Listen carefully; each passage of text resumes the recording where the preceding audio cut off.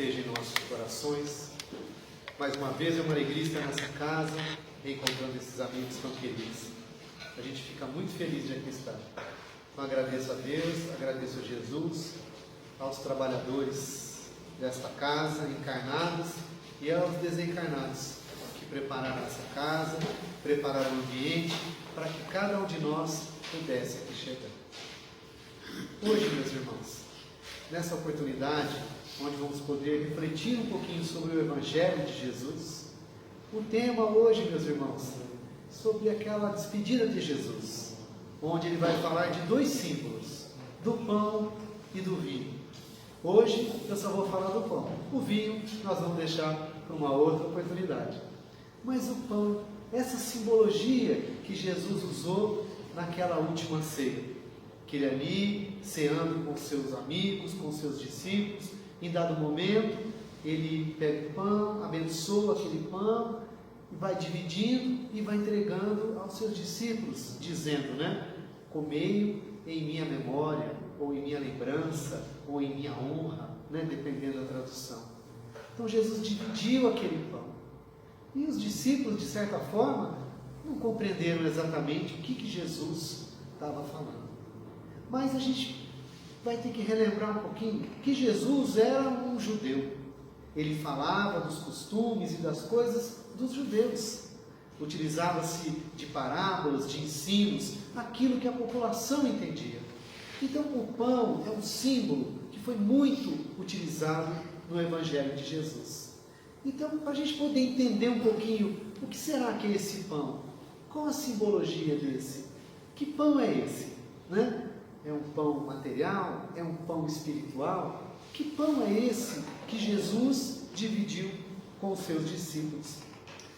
A gente vai voltar lá em Moisés, Pois assim, Moisés também foi um profeta, Ele era uma pessoa comum, assim como nós, mas era um profeta, um médium, uma mediunidade extraordinária.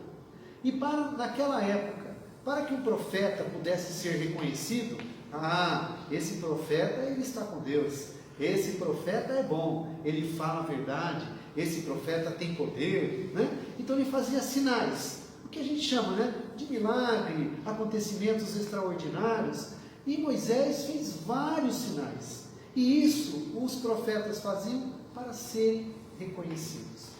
E Moisés, naquela época, ali, querendo libertar o povo de Israel.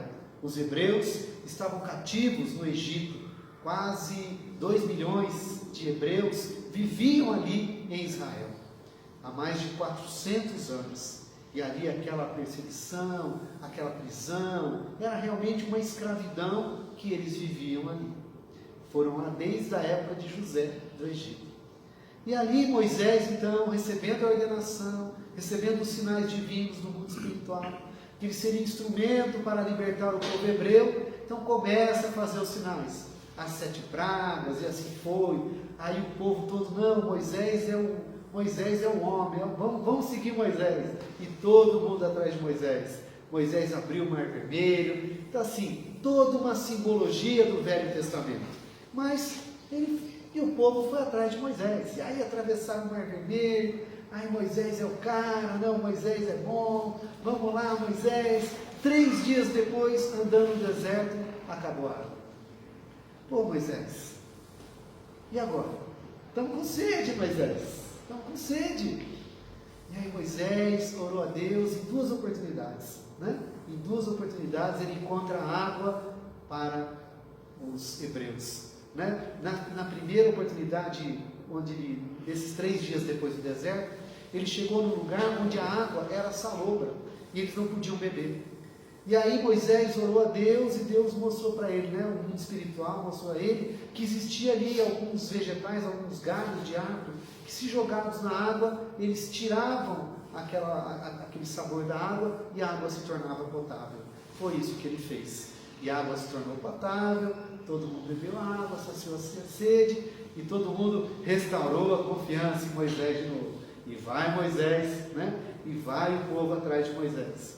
2 semanas depois, o que acontece? Acabou a comida.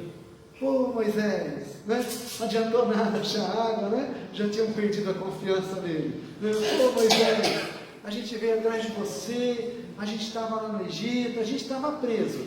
Mas lá ele tinha comida, tinha bebida, estava lá, trabalhava todo dia, né? Não tinha descanso, mas eu tinha comida, tinha bebida.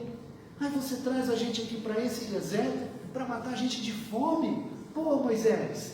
E aí Moisés sobe no monte, ora, reúne ali Arão, seu irmão, os anciões, né? E aí ele recebe a orientação de que Deus iria alimentar o povo.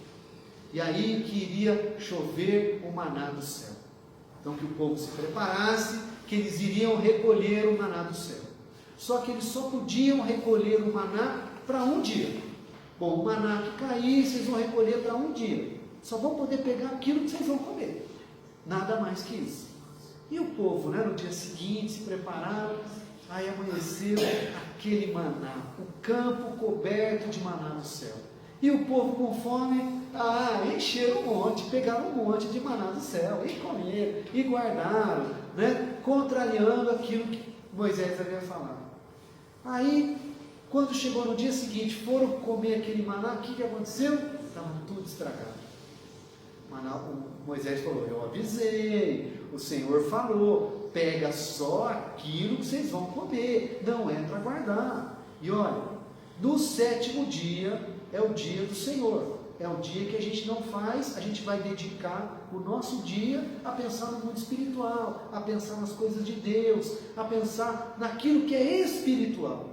Então na sexta-feira vocês podem pegar pão para 2 dias, só na sexta-feira. Nos outros dias, só para um dia. E assim foram fazendo. Chegaram na sexta-feira, recolheram pão para 2 dias. Aí chegaram no sábado, meio desconfiados, foram lá olhar o pão, e o pão não havia estragado. O pão do Senhor não estragava. E isso foi criando no povo hebreu aquela confiança, vendo que o pão do Senhor não estraga. O pão do Senhor é eterno, o pão do Senhor vivifica o espírito. Então Moisés começa a trazer um ensino para o povo hebreu, do pão material, aquele que alimenta o corpo, mas também do pão espiritual. A gente precisa olhar para o Velho Testamento, não como uma coisa literal, mas como uma simbologia, pois a literatura, os ensinos dos hebreus têm mais de 6.000 anos. É uma ciência, então a gente precisa começar a olhar para aquilo, não de uma forma literal, e procurar entender que existe uma simbologia. Então todo o Velho Testamento é cheio de símbolos.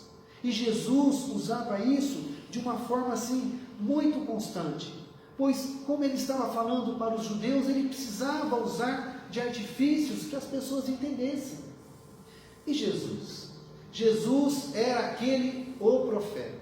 O maior profeta, o Messias, aquele que viria salvar o mundo, que viria salvar o povo hebreu. O povo hebreu saiu do cativeiro, saiu do cativeiro do Egito, por 40 anos andou pelo deserto, até chegar na terra prometida.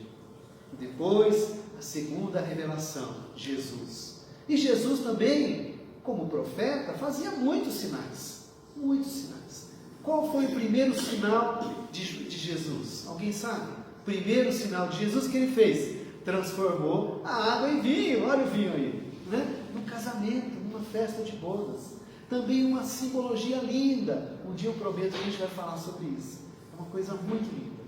Bom, e Jesus fez muitos outros sinais. Mas certa vez, narrado lá em Mateus, no Evangelho de Mateus, no capítulo 14, que Jesus saiu de onde ele estava e havia uma multidão que o esperava. Havia uma multidão ali, andando por aqueles lugares, aguardando a sua palavra. Ele olhou para aquelas pessoas, viu a dificuldade que aquelas pessoas tinham, viu o estado de tristeza, de desesperança, de sofrimento que o povo hebreu vivia. A grande maioria da população vivendo mesmo a míngua, com dificuldades inclusive para a alimentação. E Jesus ali conduindo aquelas pessoas doentes, famintas, começa então a cuidar daquelas pessoas. Jesus começa a impor a mão, começa a curar, começa a trazer alívio alento, esperança e consolo para aquelas pessoas. E esse trabalho foi o dia todo. Jesus curou e atendeu aquelas pessoas o dia todo. Está narrado no Evangelho que eram mais de 5.000 pessoas. Mais de 5.000.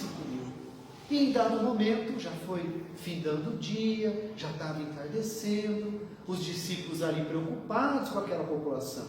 Aí disseram para Jesus assim: Senhor, despede as pessoas, para que elas possam ir para as aldeias, que elas possam buscar algum tipo de alimento, pois nós não temos como alimentar. Não temos como alimentar essas pessoas. E aí Jesus disse assim para os discípulos, que eles tivessem fé, que eles mesmos poderiam alimentar as pessoas, eles mesmos. E os discípulos ali meio que desconfiados, e aí Jesus vai e pergunta: o que tendes aí? Aí, Senhor, tenho 5 pães e 2 peixes, para 5.000 pessoas. Olha o símbolo que Jesus vai resgatar do pão e do peixe. E aí Jesus pede que todos se assentassem, de 50 em 50 pessoas, e que ele iria alimentar. Ele orou ao Pai, orou a Deus, e ele foi entregando os pães para os seus discípulos iam distribuindo esse pão não acabava, esse pão alimentou todo mundo, todas as pessoas saciaram-se de pão, mataram a sua fome. E aí um outro símbolo, e ainda restaram 12 cestos de pães, querendo trazer ao entendimento dos judeus que Jesus é o Messias de todas as tribos de Israel. Israel é dividido em 12 tribos, Então, mais uma simbologia: olha, eu sou o Messias de toda Israel.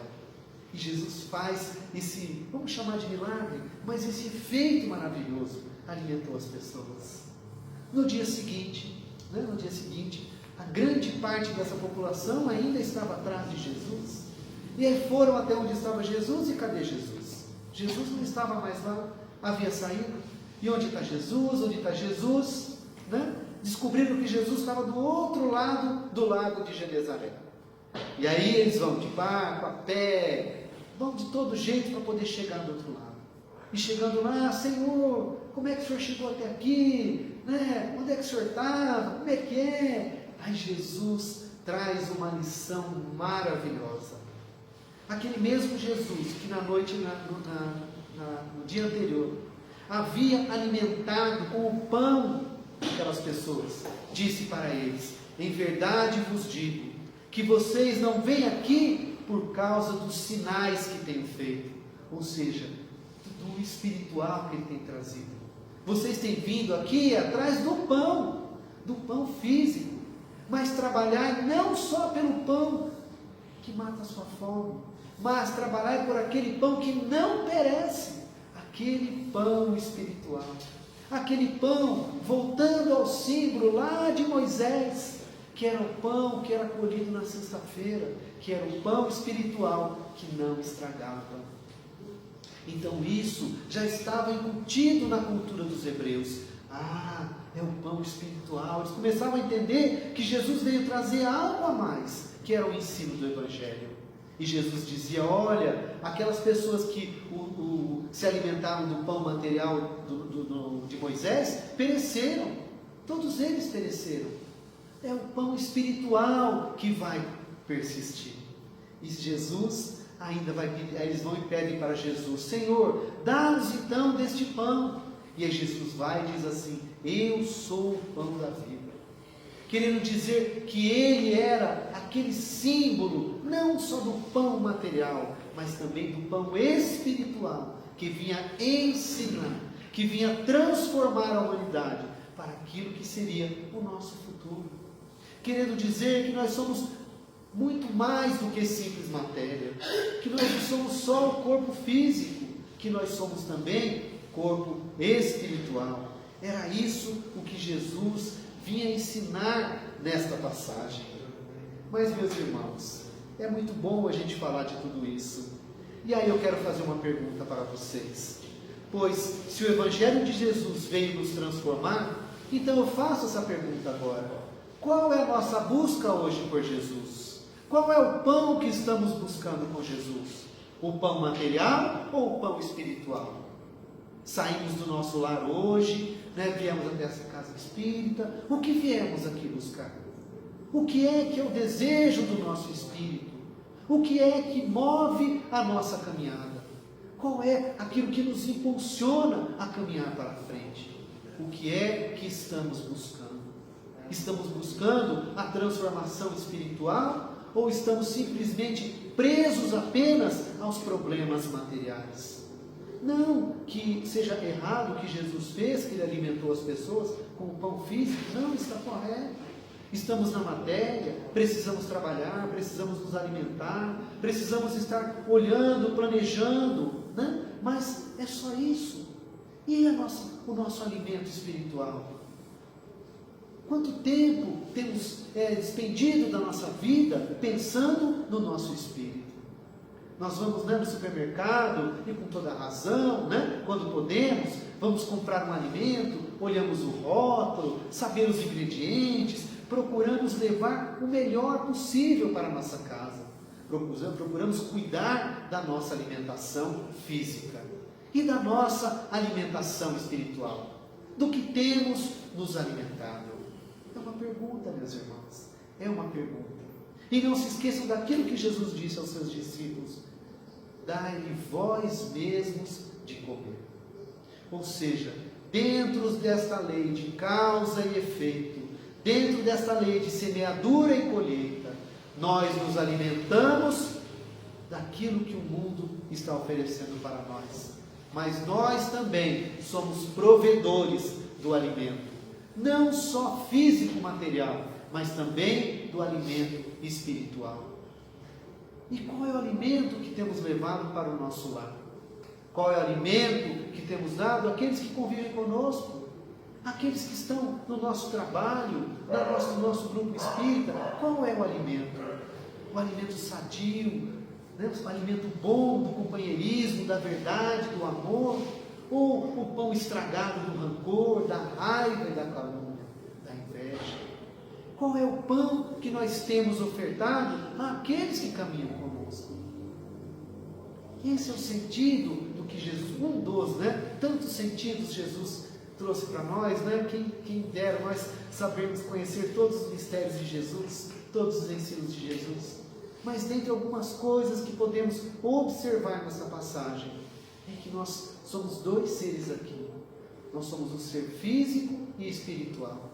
O nosso espírito está aqui, é o ser vivente, se manifestando aqui na terra, através do nosso corpo físico. Estamos cuidando da nossa alimentação física, mas e da alimentação espiritual? Do que temos nos alimentado, né? Quanto tempo passamos nos alimentando, né, de notícias tristes, notícias ruins? Quanto tempo nós temos nos alimentado? Tem um livro muito bonito, eu vou pegar aqui, do nosso querido Chico. Eu vou ler só a primeira parte. Brilhe vossa luz, essa mensagem de Emmanuel, no prefácio do livro, onde ele diz assim: meu amigo, no vasto caminho da terra, cada criatura procura o alimento espiritual que lhe corresponda. A abelha suga a flor, o abutre reclama despojos, e o homem busca emoções. Nos variados climas do mundo, há quem se nutra de tristeza, de prazer barato, de revolta, de conflitos, de cálculos, de aflições. O discípulo de Jesus, porém, aquele que já se entediou das substâncias estragadas da experiência humana, pede a luz da sabedoria, a fim de aprender a semear o amor em companhia do Mestre. Então, olha o que Emmanuel vem dizer, que nós vamos procurar o alimento que a gente acha melhor, aquilo que a gente sente mais prazer, aquilo que nosso espírito anseia. Então, o que temos buscado? Qual é o canal da TV que a gente está sintonizando? Qual é o canal da música que nós estamos ouvindo? Qual é o livro que nós estamos lendo? Eu estou falando isso, uma metáfora. Mas o que tem nutrido o nosso espírito? A alegria ou a tristeza? a esperança ou o medo? Do que temos nos alimentado? E ainda André Luiz, no livro Mecanismos da Mediunidade, vai trazer para nós também que o lar, a família, é o maior centro de alimento que a humanidade já tem. Pois ali os pais, os tutores, daquelas crianças, vão alimentar os seus filhos, não só com aquilo que eles falam, mas também com aquilo que eles fazem. E os filhos vão aprender e vão replicar isso, aquilo que eles aprenderam com seus pais, com seus tutores. Então olha a nossa responsabilidade dentro das nossas famílias. Qual é o alimento que temos distribuído para aqueles que convivem conosco? Claro que às vezes a gente quer dar um abraço e acaba dando uma canelada, não tem jeito, nós somos humanos ainda na nossa jornada, mas aí reconhecendo o erro, volta atrás, perdão, errei, vamos recomeçar, vamos reescrever a nossa história, estamos aqui para isso, aprender a amar. Essa é a grande oportunidade que Jesus nos deu, que Deus, através dessas leis divinas, proporciona para a nossa reencarnação. E a gente vai entender assim, quem são as nossas famílias, quem são nossos filhos, quem são as pessoas que vivem conosco, se não resultado dessa grande lei de causa e efeito.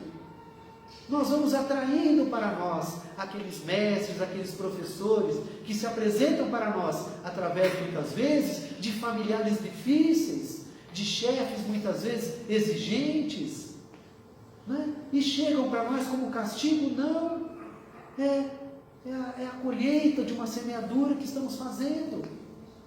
Nós não vamos conseguir fugir disso.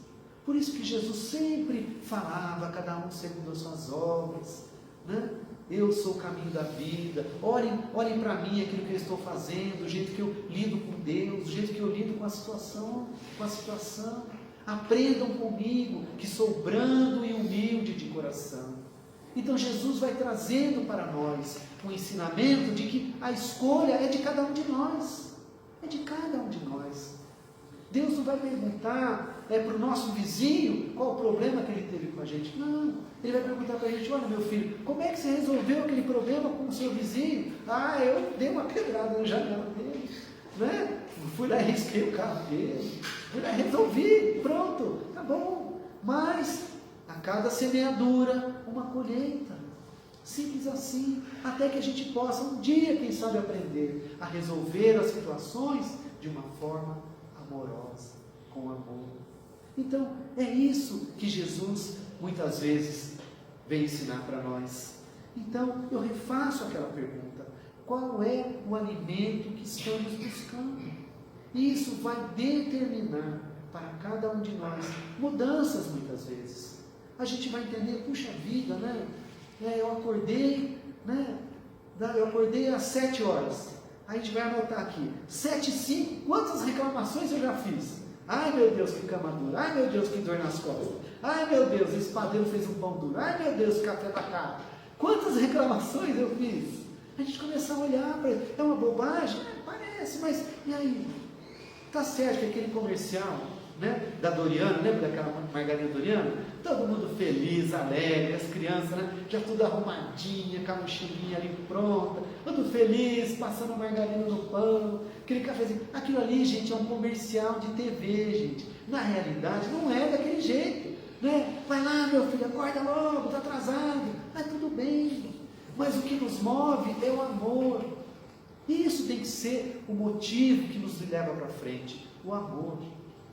O amor, o respeito, o carinho. Nós não somos seres perfeitos ainda, estamos caminhando para isso, e é um projeto de Deus para cada um de nós. Nós ainda seremos espíritos puros, seremos. Quanto tempo vai demorar? Não sei, vai depender do esforço de cada um, como Jesus disse, a cada um segundo as suas obras, Então nós vamos vendo como o Evangelho de Jesus está próximo de nós, como o Evangelho de Jesus faz parte da nossa vida, faz parte. Então de manhã, quem sabe talvez, primeira coisa que pensar foi: Senhor, graças a Deus, acordei Senhor, Eu vou tomar só meio café que está caro, mas tudo bem, estou com meio café aqui, tá bom. Tem gente que nem isso tem. Agradecer pela cama, pelo leito, pela casa.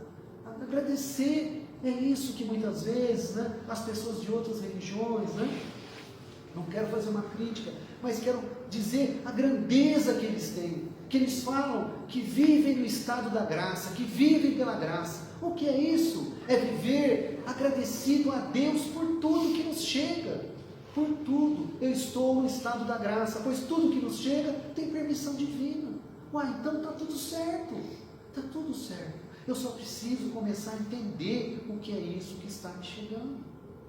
O que está chegando? O que significa isso na minha vida? Será que é uma colheita dura e difícil? Vamos olhar. Não, graças a Deus eu já mudei isso. Já não estou fazendo mais, graças a Deus. Então ótimo, colhe, agradece a Deus e inicia, continua com o seu novo plantio, continua com a sua nova semeadura, continua plantando. Então a gente pode ver quantas pessoas que nos alimentaram, quantas pessoas nos alimentaram. Nosso querido Francisco Cândido Xavier tem um livro dele chamado Boa Nova, onde ele traz alguns textos, algumas histórias ocorridas com Jesus, isso está lá nos arquivos espirituais, e uma delas conta que Jesus, logo após ter vivido ali no deserto, ele chega a Jerusalém, ele ainda não tinha começado a sua jornada, o seu trabalho, o seu apostolado, e ele chega em Jerusalém, e ali como um viajante qualquer, fica olhando o ir e vir do templo, os religiosos, começa a ver tudo aquilo, e ele olha, e um grupo de religiosos, um grupo de sacerdotes ali que estavam ansiosos, vão e perguntam para ele assim: ô Nazareno, o que você está fazendo aqui na cidade? Ele fala: passo por aqui para construir o reino de Deus. Eles começam a rir de Jesus. Que você construiu o reino de Deus? Quem é você? Você é amigo lá dos juízes? Você é amigo lá dos romanos? Onde está o seu exército? Onde está tudo isso? E aí eles vão depois e perguntam para ele: mas o que vem a ser reino de Deus para você? Aí ele vai e traz uma resposta maravilhosa, diz assim: que o reino de Deus é obra divina no coração dos homens. Onde vai dizer que Deus está fazendo uma obra dentro dos nossos corações. E que obra é essa, senão transformar os nossos sentimentos. Os nossos sentimentos. Aquilo que a gente ainda não consegue. A gente fala: puxa, eu preciso amar, preciso compreender, mas como é que eu faço tudo isso? Então Jesus veio trazer esse ensinamento para nós. E esses dias a gente estava falando com os nossos irmãos, e essa palestra que eu fiz foi no dia 8 de julho, numa outra casa espírita. E aí nós estamos relembrando que no dia 8 de julho de 1927, então há exatamente 98 anos, nosso querido Francisco Cândido Xavier, querendo auxiliar a sua irmã Luísa, que estava passando por um processo obsessivo, e sabendo que lá em Pedro Leopoldo o espiritismo ainda começava ali no Triângulo Mineiro, ali na região de Belo Horizonte, e ali um casal da família Perácio começava a fazer algumas reuniões do Evangelho em seus lares, e o Chico e os seus familiares, sem ter conseguido nenhum tipo de tratamento para a sua irmã, foram em hospital, foram em padre, foram em todo lugar, não tinha remédio. Pensa assim: quem sabe eu levando a Luísa lá, os espíritas conseguem fazer alguma coisa? E quando ele chega naquela casa, a esposa do senhor Perácio diz assim: olha, vejo uma chuva de livros sobre sua cabeça. E o Chico não teve uma chuva, foi uma tempestade de livros, 420 obras. E aí o Chico, com 17 anos de idade, ele diz que ele, sem ter conhecimento algum do espiritismo, não conhecendo nada, a senhora deu um lápis, algumas folhas de papel, e sem que ele pudesse controlar, o seu braço começa a psicografar. E ele escreve, aos 17 anos, 17 páginas de uma mensagem, assinada por um espírito chamado Espírito Amigo. Foi a única coisa que ele lembra. E o Chico, sabendo de tudo isso, sabendo, conhecendo todo o mundo espiritual, começando o seu trabalho, olha o que ele fez, da sua vida.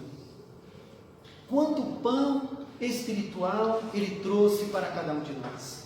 Cada livro que ele escreveu, daquela chuva que ele foi ali profetizando para ele. Cada livro que o Chico escreveu. Quantos de nós aqui não nos convertemos ao Espiritismo ao ler uma obra como o Nosso Lar? Paulo Estevão, Renúncia. Quanto alimento espiritual esse irmão nos trouxe e dedicou a sua vida em fazer o bem. Então a gente precisa assim ver que Deus não quer que a gente seja um Chico Xavier, não quer que a gente saia agora escrevendo livros, não é isso que Ele está pedindo. E olha o símbolo do pão. Vocês sabem a primeira história do pão que o Chico teve? Foi ali também. 2 semanas depois dele receber aquela mensagem, ele recebe um pedido de um espírito iluminado, a Rainha Santa Isabel de Aragão, que o Chico ajudasse a espiritualidade a partilhar, a dividir o pão com os pobres. Aí o Chico fala assim: minha senhora, mas como é que eu vou dividir o pão com os pobres, que eu sou tão pobre, ou mais pobre que os pobres, eu quase nem sempre tenho pão em casa. Ela disse assim: não se preocupe, Francisco, você começará a escrever, e o dinheiro desses livros, que você não pode pegar nada para você, você vai reverter tudo isso em pão, e vai nos ajudar a alimentar os pobres, a dividir o pão com os necessitados. E ela desapareceu. O Chico ficou encasquetado com aquilo, ficou 2 semanas pensando naquilo, mas ele não sabia nem o que era, que livro que ele tinha, ele não sabia nada disso, tinha 17 anos. O que ele faz então? Ele pega a sua irmã, o seu cunhado, sua irmã Luísa, que sofria problema de obsessão, pega o seu cunhado, uma cesta com 8 pães, vai até uma ponte lá em Pedro Leopoldo, onde muitas famílias se abrigavam debaixo daquela ponte. Aí o Chico vai lá, reúne aquelas pessoas com 17 anos, que coisa incrível, né? Faz uma prece e ali distribui o pão para todas aquelas pessoas que ali estavam. Os 8 pãezinhos. E ele passou a vida distribuindo o pão material e o pão espiritual. Quem conheceu, quem acompanhou um pouco a vida do Chico, sabe da população imensa que acorria em Pedro Leopoldo, depois em Uberaba, quando ele ficou mais conhecido, todo o alimento que ele trouxe para cada um de nós. Não esquecerem qual é o alimento que nós estamos buscando, qual é o pão que eu mais valorizo na minha vida, para que a gente possa trazer isso bem claro. Não que isso seja ruim, se a gente descobrir que o pão que a gente está buscando não é um pão tão saudável assim. Não tem problema. É só para trazer para a nossa consciência, para que a gente possa, vendo a nossa capacidade de análise, rever a nossa história, rever o nosso caminho, olhar para os nossos relacionamentos, olhar para dentro da nossa família. Muitas vezes passamos anos sem conversar com uma pessoa, com um parente, anos sem saber quem é aquela pessoa que mora ao nosso lado.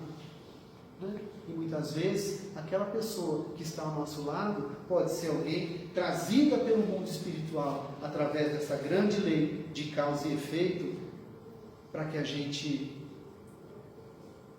possa alimentar e ser alimentado.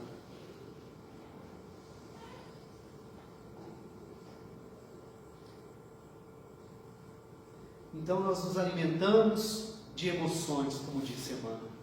E tem um livro do nosso querido Chico, um outro livro, que eu esqueci o nome, daqui a pouco eu lembro. Eu só lembro que ele foi escrito, ditado pelo espírito Humberto de Campos, irmão X.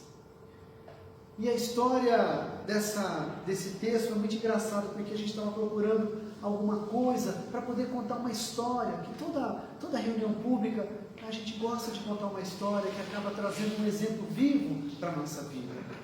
E a primeira pesquisa que eu fiz, saiu essa história. E a história era assim, a história de um pão.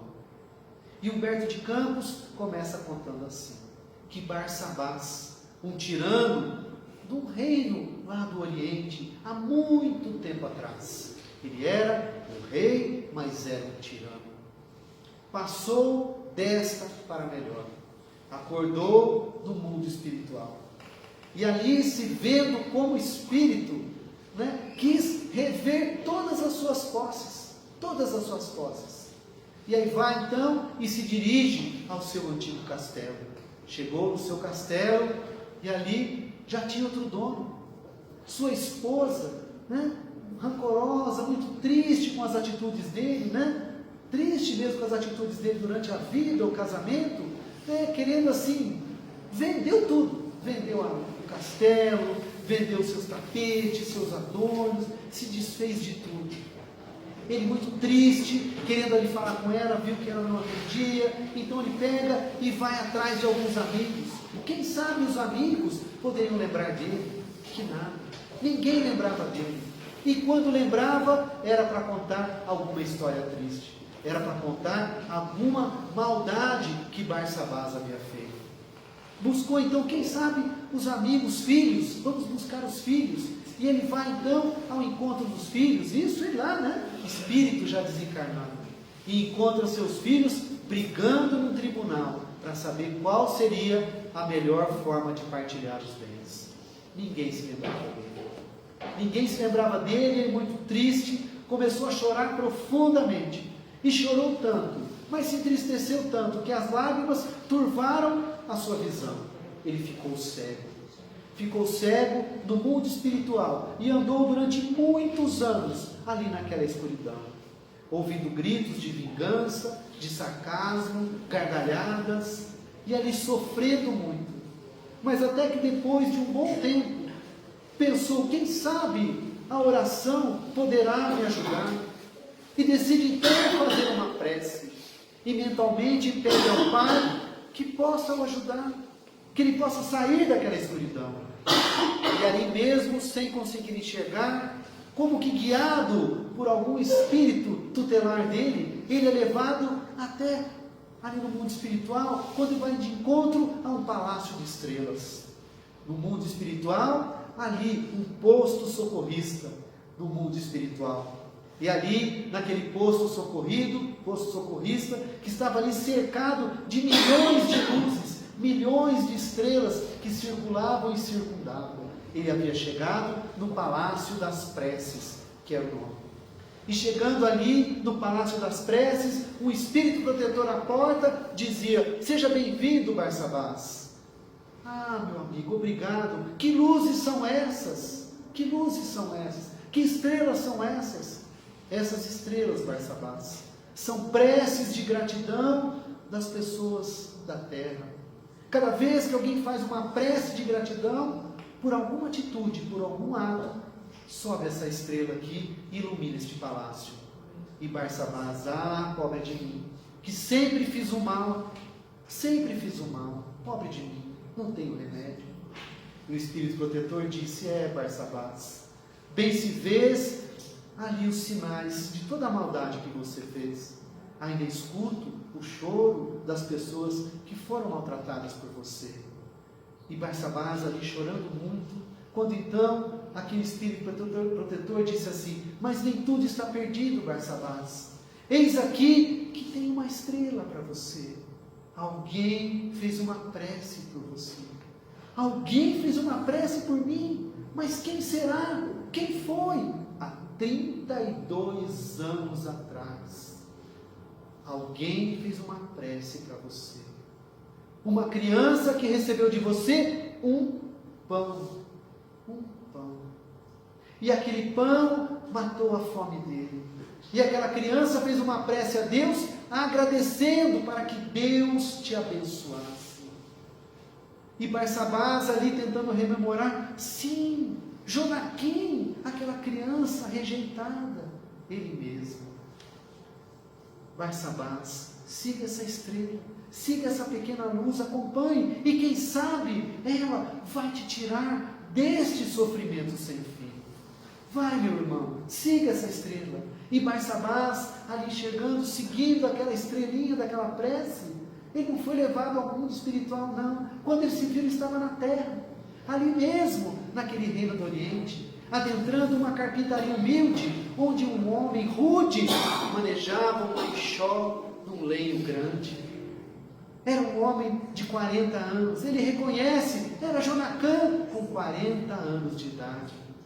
Barsabás se agarra ali a Jonacã, como se unidos por aquela prece, eles dividiam aquele sentimento de amor mútuo. Um ano depois, Jonacã ali sustentava em seus braços mais um lindo filho, uma linda criança. Barsabás, por causa de um pão, recebeu da lei divina a oportunidade da reencarnação, para que pudesse mais uma vez refazer o seu caminho e aprender a amar. Um pão.